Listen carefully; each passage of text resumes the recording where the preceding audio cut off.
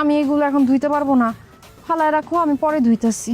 অসম্ভব, এই সব কিছু এখন পরিষ্কার করতে হইব, জামা কাপড় এক্ষণ ধুইতে হইব। কালকে আমার মিটিং আছে, এই পরিষ্কার জামা পরে আমি মিটিংয়ে যাবো। আরে জামা গায়ে দিয়ে নাইলে মিটিং এ যাইবা, হাড়ি পাতিল গায়ে দিয়ে তোর মিটিং এ যাইবা না। হাড়ি পাতিল এখন ধুইতে হইব কেন? কারণ আমি নোংরা পছন্দ করি না। আমার বাড়িতে হাড়ি পাতিল নোংরা থাকবো, এটা আমি একদম মাইনে নিতে পারব না।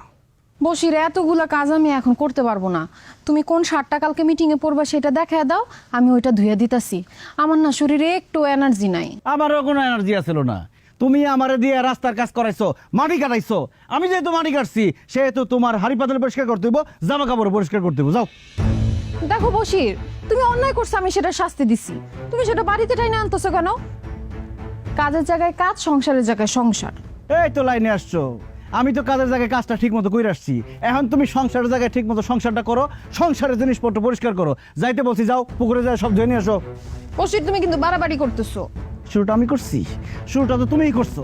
এতগুলা মানুষের সামনে আমার অপমান করছো, আমার দিয়ে মাটি কাটানোর কাজ করাইছো। যাইতে বলছি না, এখন যাও, পুকুর ঘাটে গিয়ে সব পরীক্ষা করে নিয়ে এসো। তুমি না মানুষ না, তুমি একটা পশু। হ্যাঁ আমি পশু, আমি বান্দর পশু, আর তুমি বান্দরের বউ। ঠিক মতো পরিষ্কার করো, বান্দরের নাচ কারে করে দেখামো। তাড়াতাড়ি নিয়ে যাও। এক বনে বাঘ তুমি, আরেক বনে আমি। তুমি প্রফেশনাল আর আমি করি এই বিছানার চাদর কেদা বালিশ এটি যা আছে সব ধুয়ে নিয়ে এসো, যাও। সকালে এটিও নিয়ে যাও। সন্ধ্যায় শিকারি, এটা একটু ধুয়ে নিয়ে এসো, যাও।